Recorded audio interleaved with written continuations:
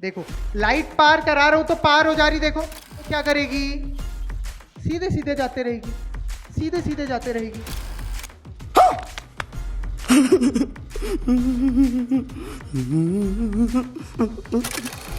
छोटे पत्थर रखे, उसके लिए बड़े बड़े पत्थर रखता, मैं ऐसे ही जा सकता था क्या सीधे सीधे।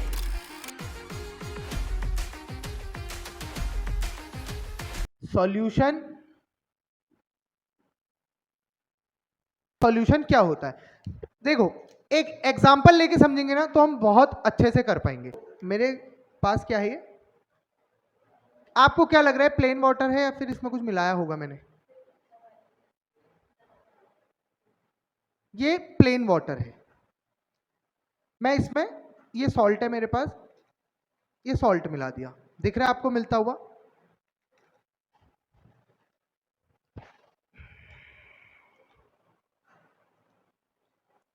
अब हम इसको देखते देखते इसकी प्रॉपर्टीज पढ़ेंगे, तो थ्योरी भी एक साथ होगी, प्रैक्टिकल भी एक साथ होगा। जब दोनों चीजें एक साथ हो तो तब समझ में जल्दी आता है हमें। तो देखो आपको धीरे धीरे सॉल्ट नहीं दिख रहा होगा, अब बीच में पूरा दोबारा से ऐसी जैसे ट्रांसपेरेंट जैसे पानी दिखता है वैसे ही दिखने लग गया। मैं इसको और थोड़ा घोलूंगा तो ये पूरा का पूरा, ओह माय गॉड, बवंडर।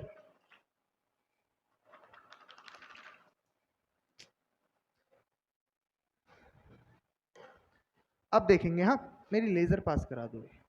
फिलहाल यहां पे समझते हैं सॉल्यूशन, सॉल्यूशन क्या है ये समझते हैं। मैं किसी भी चीज को सॉल्यूशन कब कहूंगा, पहली चीज कि सॉल्यूशन होमोजीनियस मिक्सचर होता है। क्या होता है? Homogeneous mixture. मैं यहां पे एक एक वो पॉइंट लिखते रहूंगा और समझाते रहूंगा, ठीक है। सॉल्यूशन क्या होता है कहा मैंने? Homogeneous mixture. अब हमने पहले पढ़ा है होमोजीनियस मिक्सचर क्या होते हैं, जो कंप्लीटली सॉल्युबल होते हैं एक दूसरे के अंदर। अब आप मुझे देख के बता सकते हो क्या इसमें क्या मिलाया है मैंने? नहीं पता चला है, शुगर मिलाया है, सॉल्ट मिलाया है, क्या मिलाया है मुझे कुछ नहीं पता। तो ऐसे सॉल्यूशन जिसमें हम डिफरेंशिएट नहीं कर पाते, जो नॉन डिफरेंशिएबल होते हैं, उन सॉल्यूशन को हम उनको उन मिक्सचर को हम होमोजीनियस कहते थे, और सॉल्यूशन उनमें से एक कैटेगरी है, क्योंकि सॉल्यूशन उसे ही कहा जाएगा। देखो आप कोई भी दो चीज को मिक्स कर रहे हो उसे सॉल्यूशन नहीं कहोगे, सॉल्यूशन उसी चीज को कहोगे जो मिक्स करके आपको पता ही नहीं चल पा रहा, पूरा कंप्लीटली मिक्स हो जाए, उसे हम सॉल्यूशन कहेंगे। समझ में आया? तो देखो इसमें हमें नहीं पता चल पा रहा है कि इसमें हमने शुगर मिलाया है, सॉल्ट मिलाया है, क्या मिलाया है, लेकिन अगर जैसे ही मैं अगर इसमें मिट्टी मिला देता, ऑयल मिला देता, हमें पता चल जाता। क्यों? अब ऐसा क्या हो रहा है, इसको एक मिनट यहां पे रखना, मैं अब समझा दूं यहां पे आप लोगों को। जो सॉल्यूशन होता है इसका जो पार्टिकल साइज होता है ना, वो 1 नैनोमीटर से भी छोटा होता है। Size is less than 1 nanometer. अब ये 1 नैनोमीटर क्या है? जैसे मीटर होता है, सेंटीमीटर होता है, किलोमीटर होता है, वैसे ही नैनोमीटर भी एक यूनिट है। किलोमीटर बहुत बड़ी वैल्यू को निकालने के लिए होता है, मीटर उससे छोटी, सेंटीमीटर उससे छोटी, नैनोमीटर उससे भी छोटी। 1 नैनोमीटर बराबर कितने मीटर होता है पता है? 10 टू दी पावर -9 मीटर, मतलब 1/10 की पावर 9, पावर ऊपर से नीचे आएगी तो मतलब 1/1 2 3 4 5 6 7 8 9, 1 2 3 4 5, 100 करोड़। आप 1 मीटर के 100 करोड़ टुकड़े करो, 1 10 100 1000 10 लाख 10 लाख करोड़ 10 करोड़ 100 करोड़। 1 मीटर कितना होता है? लगभग इतना इतना होता है।